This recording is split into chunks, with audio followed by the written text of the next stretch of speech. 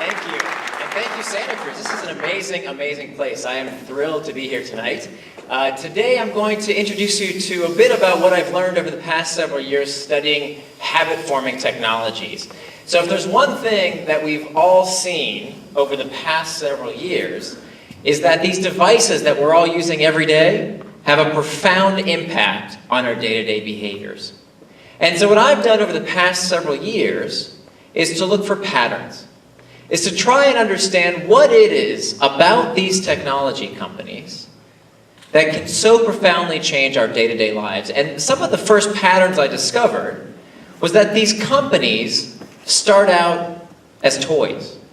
Oftentimes they're dismissed as features of somebody else's product, these nice-to-haves, right? Something that maybe just the high school kids are using.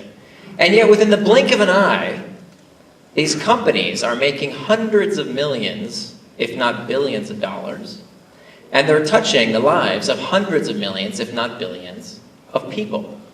Who am I talking about? Companies in the past 5, 10 years or so that were started that meet this definition. Who am I talking about? Shout them out. Yeah, Facebook, the $200 billion behemoth. Admit to yourself here, how many of you, the first time you saw Facebook back in 2006, 2007, did you really think it would be the massive company it is today, touching 1 in every 8 people on the face of the earth? Unbelievable success. Who else? What other companies? GoPro.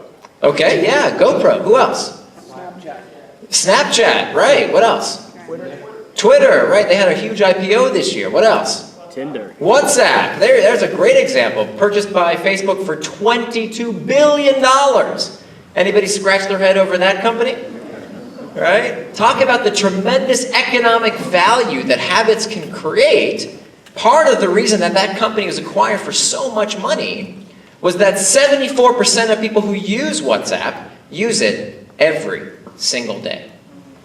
So I've compiled what I've learned over the past several years of research into this book, Hooked, How to Build Habit-Forming Products. And I have to give you one quick apology, which is that the book is 250 pages long. The course I teach at the Graduate School of Business at Stanford and the Design School at Stanford is about 3 weeks long. But tonight I only have about 30, 40 minutes. So I'm going to condense a lot of information into a very short period of time, just to kind of give you a high-level overview of some of my research and what you might find in the book. And then I want to open it up to questions and answers so that we can talk about stuff that isn't found in the book. So the book is really all about habits and how habits change consumer behaviors through these technology products that we use every day. And just so that we're all on the same page, let's make sure we understand what is a habit. A habit, very simply put, is a behavior done with little or no conscious thought. It's about 40% of what you do day in and day out, whether you like it or not, is done purely out of habit. These behaviors done with little or no conscious thought. And I believe that we are on the precipice of an age where we can use habits for good. And I'm not alone. Because there's an explosion of companies today, many with a small radius of where we stand right now, where we are right now, that are trying to use the psychology of habit design to help people live happier, healthier, more connected, more productive lives by using this deeper psychology of why we do the things we do. And that's, of course, what I want to help you all do tonight. So the basic pattern that we see repeated time and time again in habit-forming technologies is what I call the hook. The hook is an experience designed to connect your user's problem to your solution with enough frequency to form a habit. Connecting your user's problem to your solution with enough frequency to form a habit. And it turns out that through successive cycles through these hooks, this is how consumer preferences are shaped, how tastes are formed, and how these habits take hold. So let's talk about very briefly these 4 basic elements, these 4 phases that create a hook. It starts out with a trigger, through an action, to a reward, and finally an investment. So let's dive in. The first step of the hook is the trigger phase. Now, a trigger is something that cues the user to action, tells the user what to do next. And these triggers come in 2 types, 2 flavors, if you will. We have external triggers, and then we have internal triggers, 2 types of triggers. External triggers you'll be very familiar with. You know all about these external triggers, especially if you're a designer, product developer, if you've worked in building stuff, building products, you know all about external triggers. External triggers are things that tell the user what to do next, where the information is in the trigger itself. Click here, buy now, play this. In the physical world, it might be a police officer telling you which way to go in traffic. It might be one of your buddies telling you about this great new app you should try out. All examples of external triggers, things that the trigger itself tells the user what to do next. So while I'm sure you're very familiar with these external triggers, the other type of trigger is something that I think product developers don't think about enough and turns out to be absolutely critical in forming these long-term habits. These internal triggers. Internal triggers are things that tell the user what to do next, but the information for what to do is not in the trigger itself, as is in the case of the external trigger, but instead informed through an association in the user's mind. So what we do in response to being in a certain place, a certain situation, a certain routine, and most frequently when we experience a certain emotion, dictates what we do next. And not just any emotion. Turns out the most frequent internal triggers are a particular type of emotion. They're negative emotions. So what we do when we're feeling bored or lonesome or indecisive or lost or uncertain, what we do when we experience... Can I just use this? Can you hear me in the back? Okay, you can. Okay, let me do that. No? Let me try. Let me try. Can you hear me in the back? Give me a thumbs up in the back. No, it's not better? All right. I guess we'll stick with it. Is there another mic? Technology. All right. What do you think? Might that be better? Yeah, not a bad idea. I don't even know how to turn this one on. Test. All right. I'll try. So these negative emotions dictate what we do next. They're painful emotions. We don't like the way these things feel. And it turns out what we do in response to these negative sensations dictates the technology we turn to next. Now, some of the research that shows this is the case comes to us from a study that found that people suffering from depression check email more. Now think about that for a minute. Why is that? Why do people suffering from depression check email more? Well, it turns out that in this study, what the psychologists determined was that people suffering from depression experience what's called a negative valence state. They feel down more frequently than the general population. And so what are they doing to boost their mood, to get out of that negative valence state? They're checking their devices more frequently than the rest of the population. And this, of course, happens to all of us to some degree. What website do people go to when they're feeling lonely? Where do people go to? Google. They go to Facebook, of course. What about when we're feeling unsure about something? Before we scan our brain, what do? Google. We Google it, right. And what about when we're feeling bored? You know, between 2 and 4 o'clock in the afternoon, you've got that big project you don't feel like working on. Where do we go? We check YouTube, we check stock prices and sports scores, the news, we check Pinterest, lots and lots of solutions for this uncomfortable emotional state, this negative valence state of boredom. We don't like that sensation. So how do we build better? How do we build products and services that help people build happier, healthier, more productive lives, knowing about the importance of these internal triggers? Well, it starts from fundamentally understanding what is your user's itch.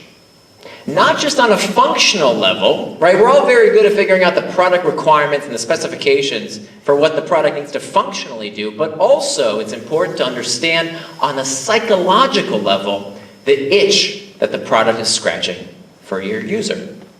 Let's do a case study here. I like to make these examples concrete. Let's take a look at Instagram. How many of you use Instagram? Quite a few. Fantastic. So what made Instagram such a habit-forming technology? Well, let's look at Instagram's external triggers. How did most people first find out about Instagram? What channels? Friends. From friends, right? Or their friends were posting on Facebook, on Twitter, or through word of mouth. They were posting these images that said, hey, check out my photo on Instagram, right? That's an external trigger. It tells you what to do next. Then there was also the app icon on the phone itself, right? The app icon tells you what to do next. And then you start getting these notifications from your friends. Every time your friends start posting, you get these notifications, all examples of external triggers. Now let's talk about the internal triggers that are involved with using a product like Instagram habitually. Did you say you use Instagram quite a bit? Tell me your name one more time. Margie. Margie. Do you remember the last thing you took a picture of with Instagram, Margie? If it's suitable for work?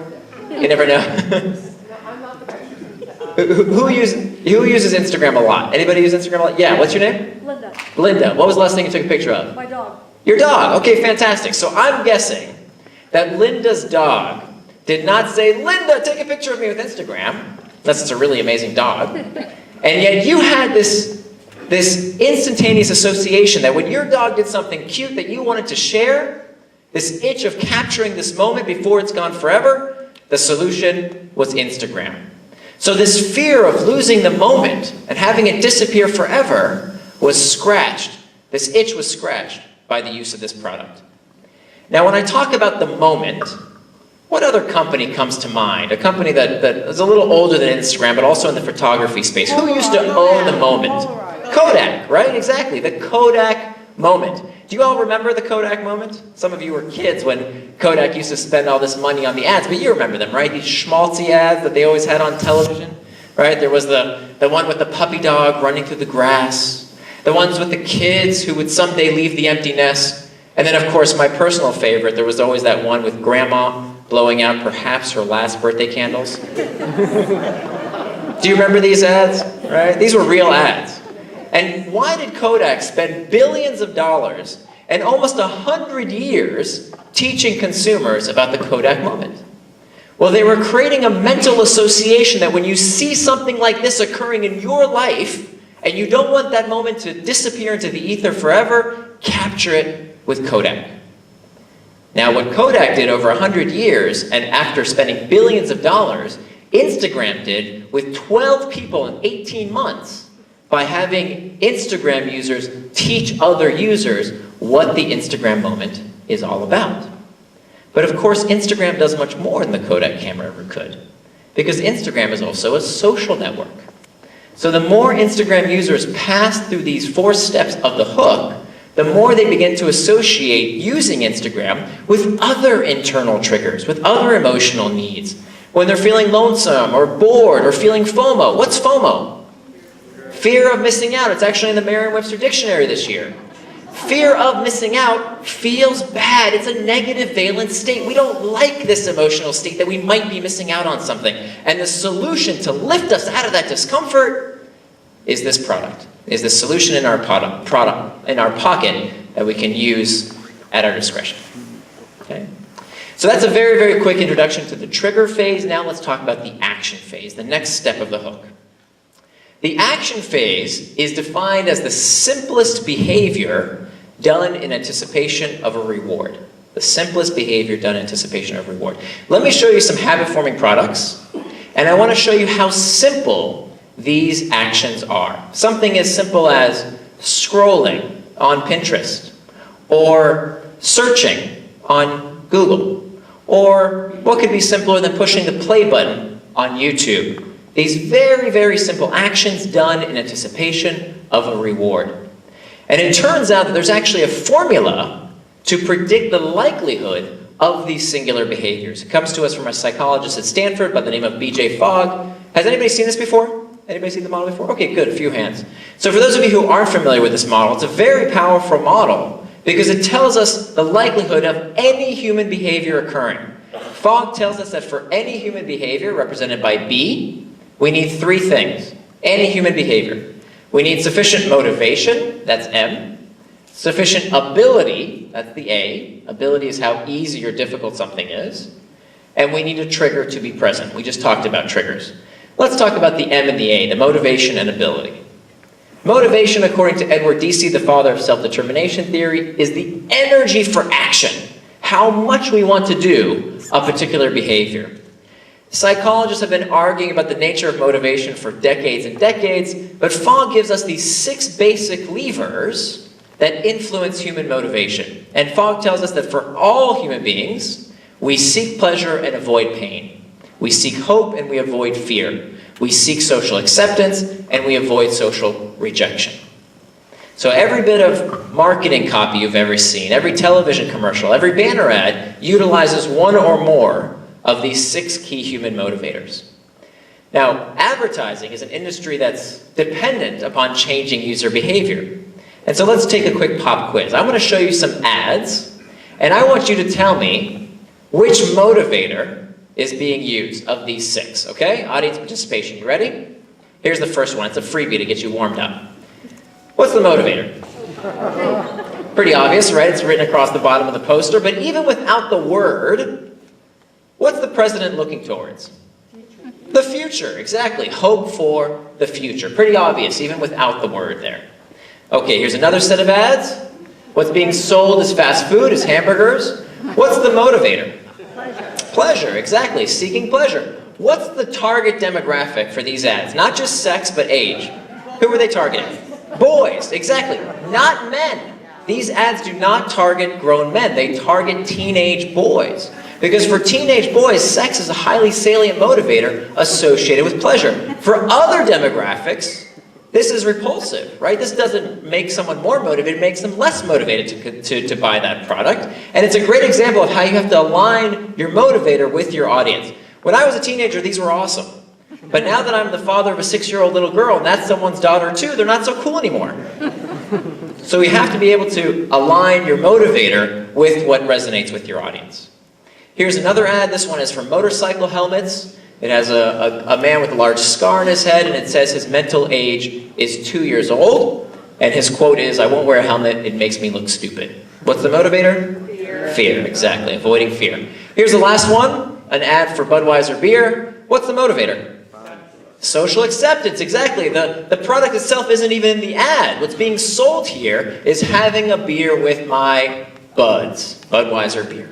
Okay? That's a very, very brief introduction about these 6 key human motivators. There's a lot more to be said about that, but for the sake of time, let's move on to the next part of B equals MAT. The A stands for ability. Ability is how easy or difficult an action is. It's the capacity to do that particular behavior. And here again, we have these 6 these 6 levers that make a behavior more or less likely to occur by making it easier or more difficult to do. So how much time something takes, how much money something costs, how much physical effort is required. Brain cycles. Brain cycles are a big one when it comes to technology products because it turns out the harder something is to understand, the less likely that behavior is to occur. Social deviance tells us that we become more likely to do something when we see other people like us doing it. And then finally, non-routine says that we become more likely to do something simply for the fact that we have done it before in the past. Why? Because the more we do something, the easier it becomes, and therefore, the more likely we are to do it in the future. What do we call that principle? What's that called? It's called practice. The more we do it, the easier it becomes, the more likely we are to do it in the future. So this is why habits have this very powerful repeater effect. So Fogg gives us these 3 factors that we can actually plot out. When you're designing something for your user, any behavior that you want your user to do, your customer, your user to engage in, you can ask yourself, does the user have sufficient motivation? They're on the y-axis. High motivation, low motivation. Does the user have sufficient ability? If something is easy to do, it's way over here. If something is hard to do, it's way over here. And when the user has sufficient motivation and sufficient ability, they cross this threshold, that blue line, and if the trigger is present, the behavior will occur every single time. Online, offline, doesn't matter. Every single human behavior. So let's make this concrete. I want you to think of a time when a phone rang in your life and you did not pick up the phone. Give me a reason why you didn't pick up the phone. What's the reason? Yeah. I was on another call. You're on another call. Perfect. So you're talking to somebody else. Maybe you're in a meeting. Maybe you're sitting here. It's too difficult at that moment to go take that call. So even if you really wanted to take that call, it's too hard to do. There's this social deviance of, oh, I'm sorry, I gotta pick up this other call, or I have to squeeze between the rows here to get out and answer this call. So it's too difficult to do, even if you had plenty of motivation. You didn't cross the threshold. What's another reason why you may not pick up the call? Yeah? Telemarketer, exactly. So you didn't recognize the number, even if the phone was right there next to you, high ability, you heard the phone ring, you lacked motivation. You didn't cross the threshold because you didn't have enough motivation. You didn't want to pick up the call. What's one more reason that has to do with the trigger? With a trigger. Unpleasant caller. Okay, but what about with the trigger? That's motivation? I didn't hear it. You didn't hear the call. Has that ever happened to anybody? You really want to pick up that call that you're waiting for. The phone's right there next to you. You could have picked it up, but you never heard it ring. The trigger was not present. I can't tell you how many times I'm called into these expensive design reviews. I get hired out as a consultant to look at the company's complete UI, look at their whole flow, and I ask the team, where's the trigger? What do you want the user to do? Because for every single human behavior, we need all three of these elements: motivation, ability, and a trigger every single time. So let's do another case study here. Let's look at Twitter and how Twitter has evolved over the years using this principle of motivation, ability, and triggers. Here's Twitter back in 2009. Here's Twitter in 2010. And here's Twitter today. What's changed? What do you see that's changed when it comes to motivation, ability, and triggers? What do you see? Yeah, much clearer call to action, right? Much less text. It's much clearer what the user is supposed to do, right? Look at Twitter back here. What was a trigger and why was a trigger? These would all take you to other pages. How was a trigger? Watch a video is a trigger. Sign in is a trigger. Click here is a trigger. Click here is a trigger. Get started, join is a trigger. That is a lot of triggers. That's a ton of cognitive load for the user to figure out what the hell you want them to do. And in all three cases, what does Twitter want people to do? What has always been the intended behavior? Share. Sign in or sign up. That's what Twitter has always wanted people to do on this page. And what they discovered was by clearing the cognitive clutter, by making it easier to understand what the user is supposed to do, they increased the user's ability and they made it more likely for that intended behavior to occur. Now I know what somebody's thinking. Somebody in this room is thinking, yeah, but Nir, that was back in 2009. People didn't know what Twitter was for. How could they have known? You needed all that text telling them what, why, how, and all that, right? Wrong. It turns out that in my interview with people who actually created this page and watched it evolve, what they discovered was that people had plenty of motivation because nobody came to Twitter by mistake, even back in 2009. Nobody typed in twittr.com and said, oops, what's this? That never happened. People always came to this website with some kind of existing context. They heard about it from a friend. They saw it on Oprah. They saw it on television. So somebody told them about Twitter, and what Twitter discovered was that if they could get people to this homepage in the first place, they had plenty of motivation. And all Twitter had to do was to make the intended behavior easier to do, and they saw higher conversion rate, and they could start sending people through their 4 steps of the hook. So that brings me to the third step of the hook, the reward phase. The reward phase is where the user's itch is scratched, where they get what they came for. When we talk about rewards, we have to start in the brain. And in particular, an area of the brain called the nucleus accumbens, which was first studied by 2 Canadian researchers by the name of Olds and Milner in the 1940s. And they discovered that when they attached tiny electrodes, these implants, into the brains of lab animals, and they allowed these lab animals to self-stimulate. They gave them a little button to press on, a little lever to press on, to send a tiny electrical current to this part of the brain. What they discovered was that these lab animals did so incessantly. They would forgo food, water. They would run across painful electrified grids just to continue to stimulate this very special part of the brain. In later experiments done on people, they observed similar results. That people would incessantly click on these buttons hundreds of times. Some people had to have the machines forcibly removed from them to get them to stop stimulating this part of the brain. It turns out that you don't actually need electrodes to activate this part of the brain. Your nucleus accumbens is activated every single day. luxury goods, sex, junk food, certain chemicals, and of course right there in the center, technology, all activate your nucleus accumbens all the time. Now, Olds and Milner and much of the psychology community assume that the role of the nucleus accumbens was to activate pleasure, right? Why else would lab animals and later people incessantly activate this part of the brain if it wasn't because it felt good, right? Not exactly. It turns out what we now know is that the nucleus accumbens doesn't activate pleasure per se, but instead activates what we call the stress of desire. This wanting, this craving reflex. Because what we now know, because of the miracle of fMRI scanning, is that the nucleus accumbens becomes most active in anticipation of a reward. But when we actually get the thing we want, the thing that's going to make us feel good and finally make us happy, that's when the nucleus accumbens becomes less active. It's this mechanism that creates this itch that we seek to scratch. And it turns out that there is a way to supercharge this response, this stress of desire, this wanting, this craving. Is anybody curious how? Anybody want to know? Yeah. I'm doing it to you right now.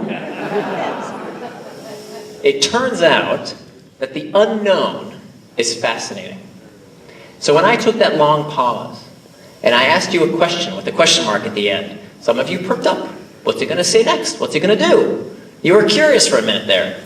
And it turns out that this element of variability, this bit of mystery, is endemic to all sorts of habit-forming technology. This comes from the classic work of B.F. Skinner. Many of you might remember Skinner from your Psych 101 class, the father of operant conditioning. Skinner observed that when he took these pigeons, he put them in a little box, he gave them a disc to peck at, and at first, whenever the pigeons pecked at the disc, they would receive a reward, right? They would receive a little food pellet. So basically, Skinner trained these pigeons to peck at this disc whenever they were hungry. But then Skinner did something a little bit different. Skinner introduced a variable reward. So sometimes the pigeons would peck at the disc, nothing would happen. The next time the pigeon would peck at the disc, they would receive a reward. And what Skinner observed was that the rate of response, the number of times the pigeons pecked at this disc, increased when the reward was given on a variable schedule of reinforcement. Why does this happen? Because what we now know is that the nucleus accumbens becomes most active in anticipation of these variable rewards. And so in all sorts of products that you find most habit-forming, most engaging, the ones that capture our attention and won't let go, you will find one or more of these variable reward types. Rewards of the tribe, rewards of the hunt, and rewards of the self. So let me talk about these for a few minutes. Rewards of the tribe are things that come from other people, that feel good, and have this element of variability. So the search for empathetic joy, feeling good because someone else feels good. Cooperation, competition, partnerships, all examples of things that feel good, have an element of variability, and come from other people. Best example I can think of online is, of course, social media, using Facebook, right? Every time you check your Facebook newsfeed, you're never quite sure what you're going to find there, right? What photos did people post? How many comments did something get? What are the likes, or how many likes did something get? What do the comments say? There's this high degree of variability associated with what you might find every time you check a site like Facebook. Another example in the tech community is Stack Overflow. Anybody here use Stack Overflow? Yeah, I'm sure every engineer in the room uses Stack Overflow. It's the world's largest technical question answer site. 5,000 questions get answered every single day on this platform. And these aren't easily Googleable answers. These take a lot of time to fill out. And no money is changed hands. Why? Why do people do it? Why do people spend hours completing what amounts to technical documentation for free? Well, what happens when you post your answer to Stack Overflow? What happens to your answer? It gets upvoted, right? Upvoted or downvoted. And there's this element of variability around how many upvotes will something get, right? There's some social variability there. But these upvotes have some very special properties because the upvotes turn into points, and the points turn into badges. But this isn't just some cheesy gamification technique. These points and badges mean something. They denote status within your community, within your tribe of fellow engineers, people whose opinions you care about. And of course, they're all delivered on a variable basis. Next comes the search for resources, what I call rewards of the hunt. Rewards of the hunt stem from our primal search for food and other materials, and of course, in modern society, we can buy these things with money. So when many people think of variable rewards, they think about gambling. They think about pulling on a slot machine, where the variable reward is, of course, what you might win when you play a game of chance. Right? That's part of what makes gambling so habit-forming. But it turns out we see a very similar mechanism online. Think about the feed. Why is this feed mechanic, you ever notice that? Why is this feed mechanic so popular? Why does every digital product today seem to have a feed? Well, let's take a look at Twitter's feed. When I scroll through Twitter, maybe the first thing isn't very interesting, the second thing isn't very interesting, but the third or fourth might be very interesting. And what do I have to do to get more of those rewards? To find more of it? What do I have to do? Scrolling. Just keep scrolling and scrolling. So this scrolling mechanism is very similar to this, pulling on a slot machine. Very similar mechanism. Searching and searching and never done searching. Finally is the search for self-achievement, what I call rewards of the self. Rewards of the self have to do with these things that feel good, that have an element of variability, but don't come from other people and aren't about these information or material rewards. These are things that feel good in and of themselves. They're intrinsically motivating. So the search for mastery, consistency, competency, control, things that feel good, have an element of variability, but don't come from other people or material rewards. For example, gameplay. Getting to the next level, the next accomplishment, the next achievement in a game feels good because it's a reward of the self. And of course, there's a high degree of variability associated with playing an online game. Now, some of you are saying to yourself, yeah, but Nir, you know what? I don't really play those games. That's not really for me. This doesn't apply. Well, I bet you play this game every day. Checking those unread messages, clearing them out of your inbox, finishing those to-dos on your to-do list, or checking an app just because there's that notification that you just want to get rid of, are all examples of rewards of the self. This search for mastery, consistency, competency, and control. So one word of warning before you say to yourself, great, I'm going to make my product super habit-forming by putting all these variable rewards within it. Let me give you one bit of warning, which is that variable rewards are not a free pass. That fundamentally there has to be a connection between the variable reward and the internal trigger. So if that internal trigger that we talked about before is boredom, well then the variable reward damn well better entertain. If the internal trigger is loneliness, seeking connection, well then the variable reward has to connect people together, because the fundamental purpose of these variable rewards is to scratch the user's itch, to give them what they came for, and yet leave them wanting more. Having some bit of mystery associated with what they might find the next time they engage with a product. Which brings me to the last step of the hook, the investment phase. The investment phase is where the user puts something into the product in anticipation of a future benefit, not about immediate gratification. That's what the action phase does. The investment phase is something the user does in anticipation of a future reward. And investments serve a very important purpose because they increase the likelihood of the next pass through the hook in two ways. The first way investments increase the likelihood of the next pass is by loading the next trigger. Loading the next trigger. Let me show you an example. So when I send someone a message on WhatsApp, for example, and I swear this slide has been in my deck way before the acquisition. When I send someone a message on WhatsApp, I don't get any kind of immediate gratification. I don't get points. I don't get badges. Nothing really happens when I send someone a message. But when I invest in that platform by sending someone a message, I'm loading the next trigger because I'm likely to get one of these. A notification when I get a reply, right? And that red jewel icon there is an example of an external trigger, bringing me back through the hook cycle once again. The next way that investments increase the likelihood of the next pass through the hook is by storing value. Storing value is an incredibly important concept, and it's one of the reasons I love working in tech as opposed to fields that build physical things, things made out of atoms depreciate with time, right? The more we wear and tear things, the more we use things up, the less valuable they are, right? They depreciate with time and use. But habit-forming technologies should do the opposite. These technologies should appreciate over time. They should get better with use, and they do this because of this principle of stored value. So the more content I put into an app like iTunes, the more content I put into it, the more valuable it becomes as my one and only music library. The more data I give a site like Mint.com or Pinterest, for example, the more data I give these companies, the better the product becomes for me. I can do more with the product, the more data I give the company. Followers, the more followers I accrue on a site like Twitter, for example, the better the product becomes as a way for me to reach my audience. So if Twitter were to send out an email tomorrow and say, hey, I'm sorry, Twitter's no longer free, you're going to have to start paying for it, who's more likely to start paying? Would it be somebody with 10 followers or 10,000 followers? Of course, it's going to be the person with 10,000 followers because they've stored all this value in the product in the form of followers. And finally, reputation. Reputation is a form of stored value that users can literally take to the bank because on sites like Airbnb or TaskRabbit or eBay, my reputation score dictates what I can charge for my goods and services.